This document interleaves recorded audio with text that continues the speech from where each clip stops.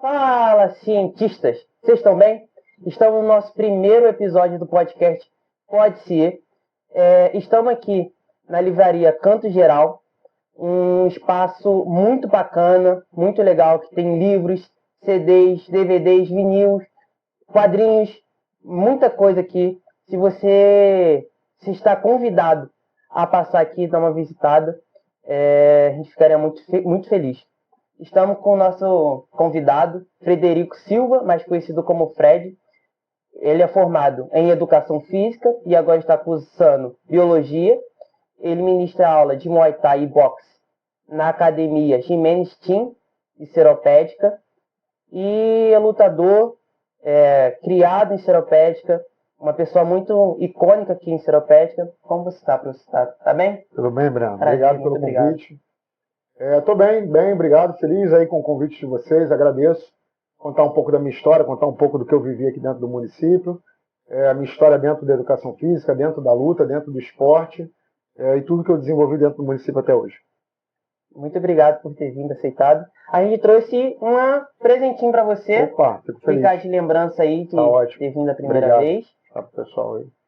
Obrigado. Mas diga aí, Fred, como foi sua infância? Como que foi ter crescido aqui? Olha, cara, muito feliz. A minha infância foi uma infância muito feliz. Eu aproveitei muito os meus momentos como criança, principalmente dentro do campus da universidade, porque era um lugar onde a gente tinha livre acesso, como a população ainda tem hoje, livre acesso para brincar, para se divertir, para correr, para jogar bola, enfim. As árvores frutíferas do próprio campus que alimentou a gente durante o dia inteiro brincando, né? Parava, comia uma goiaba, brincava, parava, comia um jambo, parava, enfim. Então foi muito bacana. A minha história de família, a minha família não é oriunda de Seropédica e do Rio de Janeiro. Os meus avós, por parte de mãe, eu não conheço o meu pai. Vou chegar lá mais na frente nessa parte do pai. Eles são do Rio Grande do Norte, os meus avós. E vieram para o Rio de Janeiro naquele intuito de busca de emprego, de melhoria de qualidade de vida, né? Como tinha era muito evidente antigamente, as pessoas do interior ter essa evasão do interior para as grandes metrópoles, a fim de melhoria na condição de vida, enfim, salarial e outras coisas. Então, meu avô trouxe a família para o Rio de Janeiro no intuito de procurar emprego e dar melhores condições. Teve uma oportunidade de emprego na Rural, ainda quando eram produzidas ainda lavouras, né? Tinha cana-de-açúcar, tinha café e outras coisas, até a criação do bicho da seda, né? Da seda, enfim. Sim. Então foi isso, assim, meu avô veio para a Seropédica por conta de trabalho, trouxe toda a família junto com ele. A minha avó, dona de casa, né, cuidava da casa, o meu avô, na maior parte do tempo, estava trabalhando. Por fim, tiveram 7 filhos, e aí desses 7 filhos aí, a minha mãe é a penúltima, né, dos filhos, e estudou na Rural, trabalhou na Rural até a aposentadoria, e eu pude aproveitar junto da minha mãe, né, essa caminhada aí dentro de Seropédica, e pô, não tenho do que reclamar da minha vida aqui não. Bacana, muito legal. E como que passou o ensino médio, o fundamental, era chamado ginásio na época, né?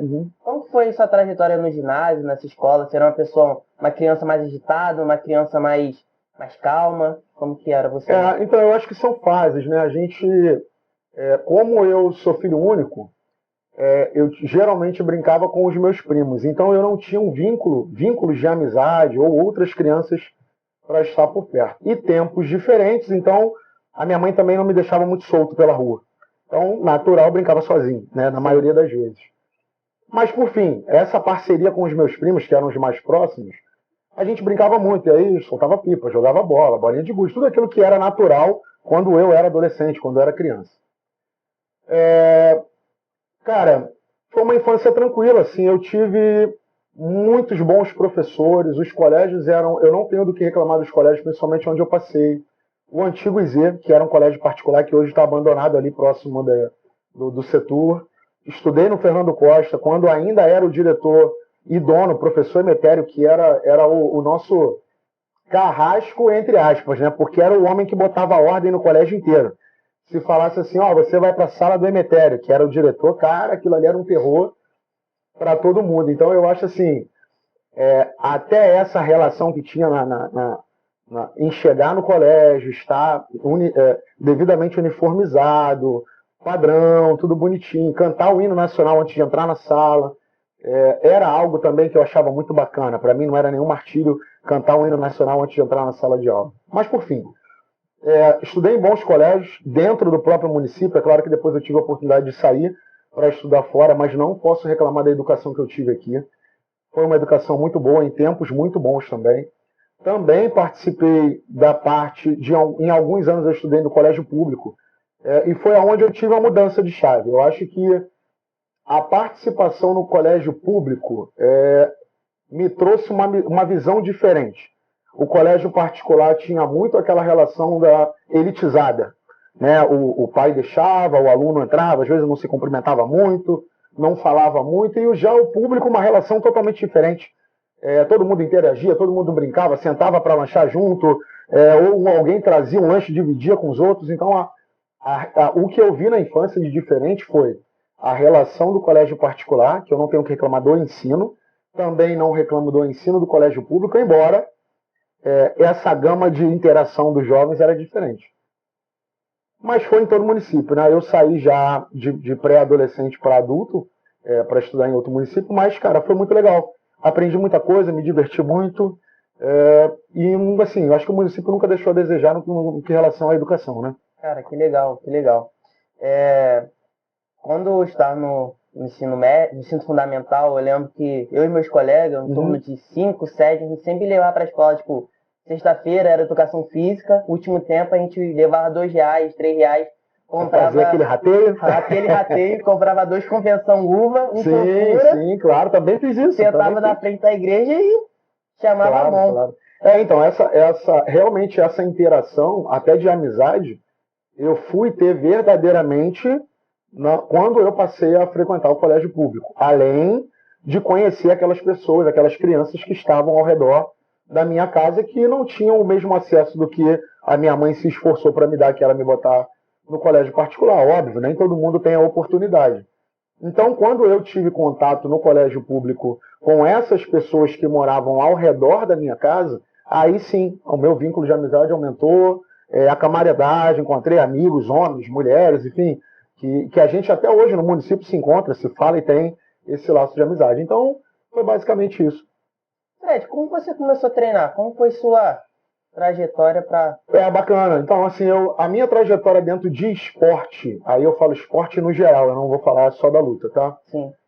Eu sempre, até hoje, vocês me veem correndo sempre, né? Sim, sempre. Toda semana tem uma corridinha. Eu sempre gostei de correr, botar o tênis e correr no lugar que a gente chama que é a universidade. E correr futebol, não tenho o que falar. A gente, quando pequeno, tinha escolinha ativa de futebol dentro do campus da universidade, que era promovido pela prefeitura de Seropédica. Então, a grande maioria dos jovens, dos meninos, a gente participava dessas escolinhas. Em outros tempos, a piscina da universidade era aberta para a gente. Então, toda essa relação de esporte, não só as quadras, como o campo, como a piscina, a gente tinha acesso a essa parte esportiva. Claro, como menino joguei futebol, fiz natação, vôlei, basquete, handebol. Então eu sempre gostei do esporte, sempre fui um amante do esporte, eu sempre gostei de brincar. E entendo que em gerações diferentes também. Hoje a gente tem um pouco mais de dificuldade em relação ao desenvolvimento neuromuscular, neurológico das crianças, por conta da falta de brincadeiras, que na minha época não era escasso, ao contrário, a gente brincava muito, o que desenvolvia toda essa parte com mais facilidade. Então, cara, desde cedo eu sempre brinquei, sempre gostei de esporte. Quando o esporte começou a fazer sentido na minha vida, foi algo diferente, que aí foi buscar o esporte como um meio de extravasar tudo aquilo que eu tinha vivido de transição na minha caminhada de vida. Como eu disse no início, eu não conheço meu pai. A minha mãe, claro, com muita dificuldade, mas com todo o esforço possível, me deu tudo aquilo que ela podia, tanto de educação quanto de estudo e outras coisas mais. E sempre me orientou, né? Meu filho, não é por aqui, vai ali, aqui não, aqui tá certo, aqui não tá. Mas homem, eu só tinha referência de uma mulher, não tinha um homem perto de mim para me orientar como homem. Então, em certo momento da minha vida, eu tive o meu tio mais novo, irmão da minha mãe, infelizmente se acidentou, ficou tetraplégico. A família dele, ele era casado, mas não tinha condição de cuidar dele, né? No momento a família não tinha condições financeiras para isso. E a minha mãe, até hoje, a mãezona de todo mundo, né? Abraça todo mundo.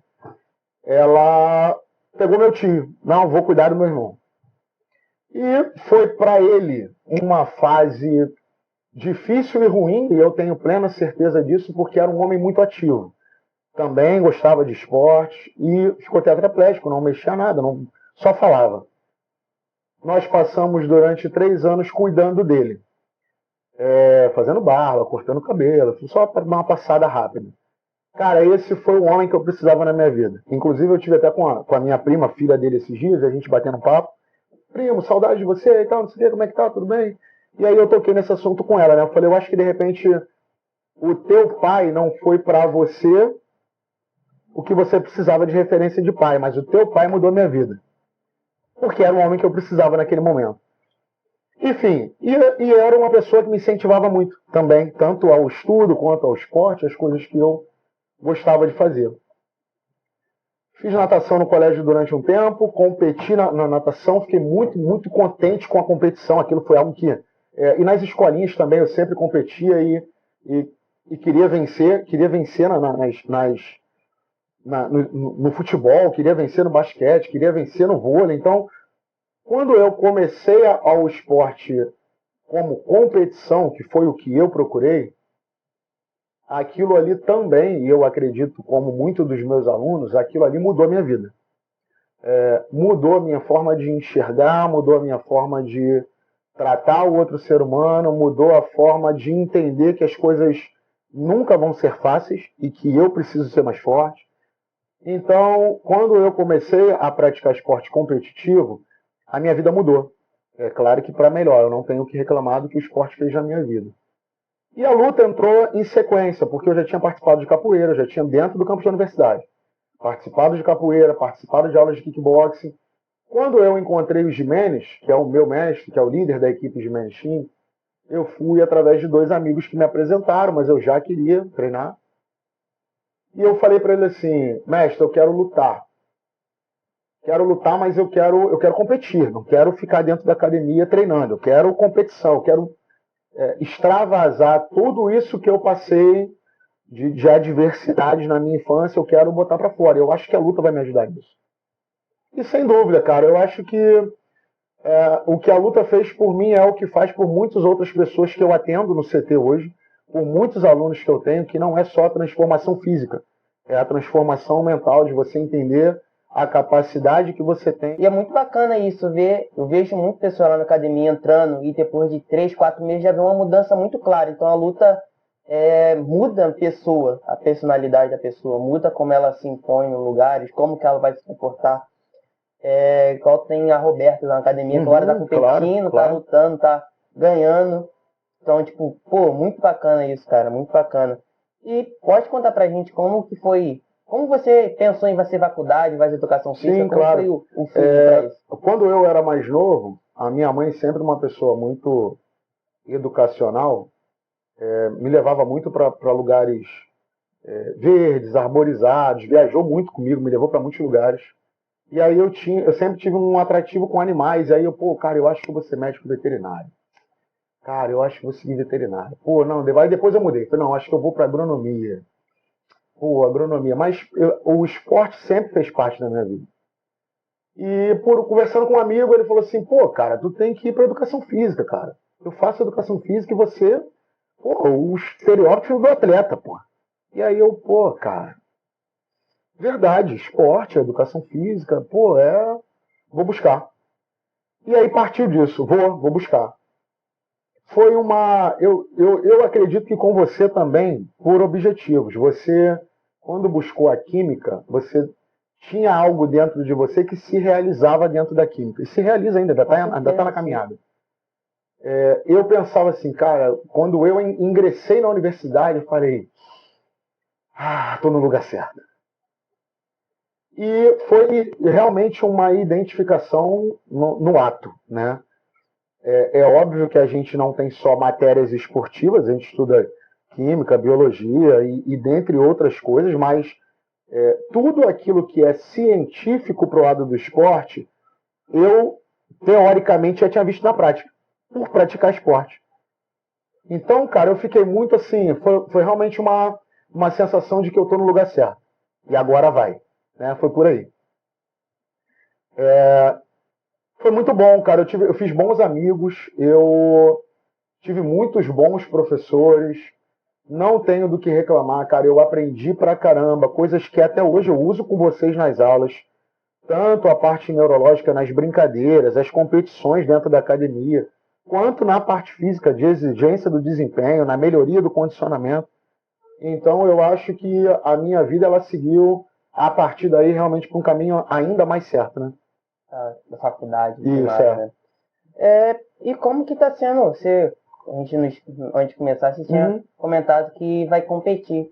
Como que tá sendo, depois de uma luta recente, que não foi esperado, né? Como que tá sendo se preparar para essa luta? Pois é. Eu fico brincando com vocês que eu tô ficando velho, né? Sim. Mas eu ainda tenho, dentro do meu coração competidor, um querer muito grande, sabe? Assim, eu acho que eu ainda tenho condição física, eu acho que eu ainda tenho saúde, eu acho que eu ainda tenho o dinamismo dos treinos para eu parar agora. Sim, pô. Sabendo que eu também tenho outros compromissos hoje que também já não me deixam mais ser tão atleta quanto antes. Mas ótimo, as oportunidades inevitavelmente vão aparecendo, né? Até pela carreira, pela trajetória também vitoriosa dentro da luta. As oportunidades continuam aparecendo. Fred, pô, queria você no meu evento, quer lutar aqui? Aí eu, pô, não, me aposentei, não quero não. Pô, Fred, quer lutar aqui? Pô, cara, vou pagar tanto, quer participar? E aí eu, pô, não, cara, eu tentando me convencer, né? Não, eu me aposentei, não quero mais, eu vou ficar nas aulas, tô bem. Mas aí eu não consigo, cara. Chega um dado momento em que eu falo assim, não, a minha vida sempre foi treinar e competir, treinar e competir, treinar e competir, treinar e competir. Eu ainda não consegui aceitar esse momento de parada, porque a minha vontade ainda é treinar para competir. Sim. E logo, acabei recebendo um convite agora de um amigo, que é próximo, na cidade vizinha, em Mesquita.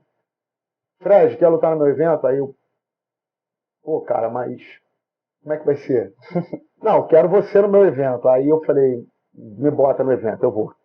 E aí não tem como, né? O coração de lutador falou mais alto e essa semana eu comecei a dieta, já comecei a preparação e vamos para mais uma. Vai ganhar. Você ensinou, pelo menos para mim, todo mundo da academia, falar vai e vença. Sim. É uma frase até marcante, às vezes estou conversando com o pessoal na faculdade, todos os lugares, falar, vou fazer tal coisa, falo, vai e vença, já virou, com peguei, esse pensamento, né? Qualquer coisa, mas vai e vença. Tendo em vista também que eu deixo bem claro o seguinte, o esporte competitivo, você sim, treina e se prepara para ser campeão. Sim.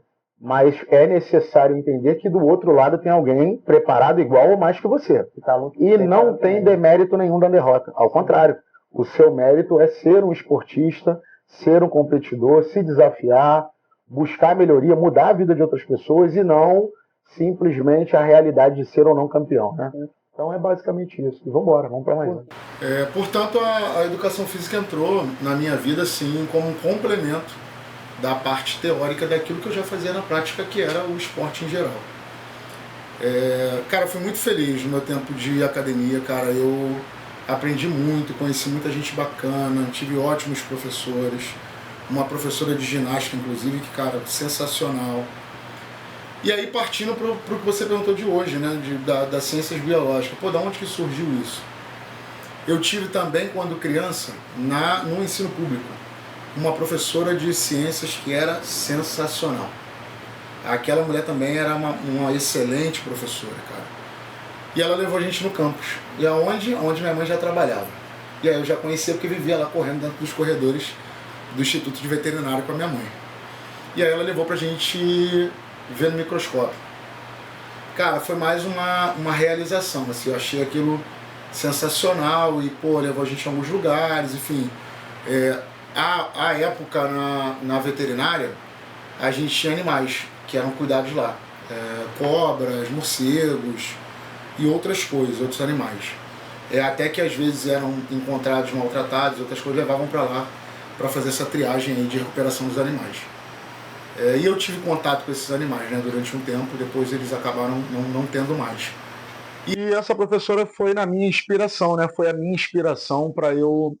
Falei, cara, eu tô muito tempo sem estudar. Não que eu fique sem estudar, mas eu preciso botar meu tico e teco para funcionar de novo, entrar nesse mundo acadêmico, realmente muito conhecimento, muita coisa.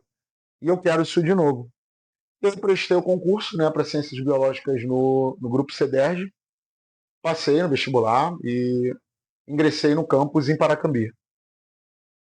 Agora, né, vou contar a história, minha filha nasceu há 7 meses, eu tive que empenhar um pouco mais de compromisso em casa, né, a relação de trabalho, casa e outras coisas, e tive que trancar, até porque eu ia entrar num período onde eu precisava de aulas práticas. Mas pretendo retomar, pretendo finalizar minha graduação, graças a essa professora que também foi uma fonte de inspiração.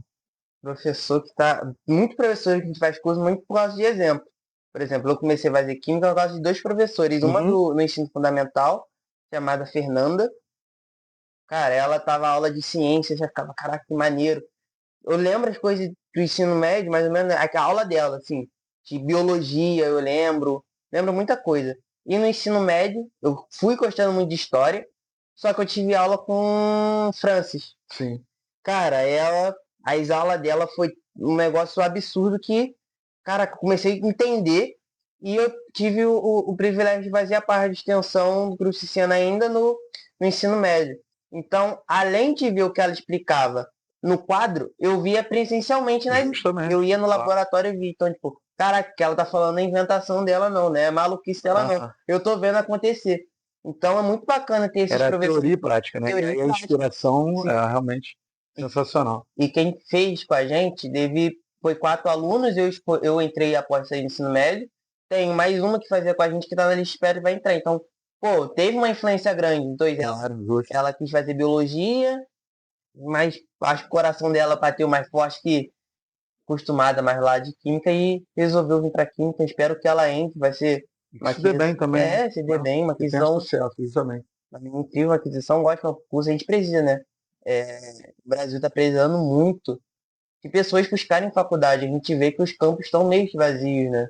Ou a pessoa entra e não consegue terminar a faculdade, ou falta interesse. Muita pessoa no meu ensino médio, a gente perguntava, pô, vai ser faculdade? Pô, não quero não. Quero arrumar um emprego. Não desmerece, não tirando de mérito, porque é algo justo, um salário, um dinheiro honesto. Mas eu vejo poucas pessoas tentando buscar um ensino superior. E isso é estranho, que era para aumentar, né? Por causa do fácil acesso agora, uma quantidade maior. A gente ficava presa, pelo menos aqui em Seropédica, presa rural, FRJ, a faculdade que era perto aqui da gente, que tinha notícia. Agora a gente consegue saber de uma faculdade do Rio Grande do Sul, em Minas, a UF, não a Viçosa, de Viçosa. Então é bacana isso, né? Mas eu acho que a mudança do tempo é normal, algumas coisas mudarem. Inclusive o fácil acesso, como você falou. Em outros tempos, era a realidade de que se você estudasse, você teria sucesso na tua caminhada de vida. E acredito que hoje, os jovens, além de toda a influência da mídia, têm alguns acessos que trazem para eles ainda não uma realidade, uma falsa impressão de que eles vão se dar muito bem na vida muito fácil, sem a necessidade do estudo, sem a necessidade de se esforçar para aquilo que eles querem. Então acaba tendo um comodismo muito grande. De repente, a não procura, até por esses cursos que são mais complexos, de repente é por isso, pelo jovem achar que ele não precisa, que ele vai vencer na vida sem precisar se esforçar tanto pelos meios tecnológicos que a gente tem, né? Você acha que o Instagram, TikTok, essas ferramentas... Eu acredito que essa relação de monetização das redes sociais, em geral, ela faz o jovem acreditar que ele não precisa ter tanto esforço na conquista, que se ele seguir um influencer, ele vai se dar bem, aquilo ali vai ficar legal para ele, né? E a gente sabe que dá trabalho, né, cara? Você entregar um conteúdo na internet dá trabalho, principalmente um conteúdo de qualidade, né? Sim. Tal como a gente está batendo esse papo aqui, você simplesmente fazer um podcast, mas não entregar algo que seja realmente funcional para aqueles que vão assistir ou que procuram, E aí? Você é mais um, pô. Realmente tem que fazer o diferencial, né? Sim. E é isso. O que você me diz da imposição, né, do corpo perfeito? Você é da área da saúde. Você trabalha com saúde física e mental. E nas redes a gente vê isso, né? Imposição do corpo perfeito. E nós podemos ajudar para que isso, né, não interfira na personalidade, na ansiedade, principalmente dos jovens. Justamente. Eu acredito que a mídia entrega essa ideia do corpo perfeito, de ser sarado, de ser definido, de ser bonito, porque inevitavelmente é o que vende. A minha visão, pensando em saúde, eu preciso cuidar de mim. Tá com a mente boa, tá com o corpo não definido, corpo legal, para eu me sentir forte, para eu me sentir bem, para fazer as atividades no dia em geral, acordar cedo para ir trabalhar, fazer o meu alimento, cozinhar o meu alimento, cuidar da minha casa, da minha família. Então eu acho que a relação da saúde não é a relação estética, simplesmente ser definido sarado ou bonito. A relação da saúde é você cuidar de você, para que tenha maior qualidade de vida e longevidade. Então, essa impressão que a mídia vende de que você precisa ser bonito, sarado, senão você não está nos meios que todo mundo acredita que sirva, é uma realidade diferente. Eu entrego o esporte para todo mundo no seguinte intuito: se adapta, aprende, desenvolve. Ah, mas o outro é melhor do que eu. Não importa. Você não é ele, você é você. Faz o teu melhor. E desde que você consiga desenvolver bem, está ótimo. Não tem discriminação, você não vai ser aceito porque o outro corre melhor do que você, porque o outro consegue chutar mais do que você. A diferença não é essa. A diferença é a capacidade que você tem que fazer com o seu esforço, com a sua dedicação e o que você conquista. Né? Então a qualidade de vida é muito mais do que ser sarado. Hoje vamos ficar por aqui. Muito obrigado por ter aceitado o nosso bate-papo, ter conversado com a gente, ter tirado um tempinho aí para estar com a gente. A gente vamos postar daqui a um tempo, estamos no nosso Instagram. E o Instagram seu é Frederico Silva, né? @Frederico da Silva, tudo junto. Seguem ele no Instagram e também seguir o Espaço Canto Geral, que eu botar Canto Geral no Instagram, já aparece. Já acha lá. Já acha lá. E muito obrigado à equipe que esteve aqui hoje, a Márcia, Lidiane, Thales, Maria Eduarda, Pablo, que é da livraria, a Gil também, que é a livreira daqui. Muito obrigado a todos que ajudaram esse projeto e até o próximo episódio.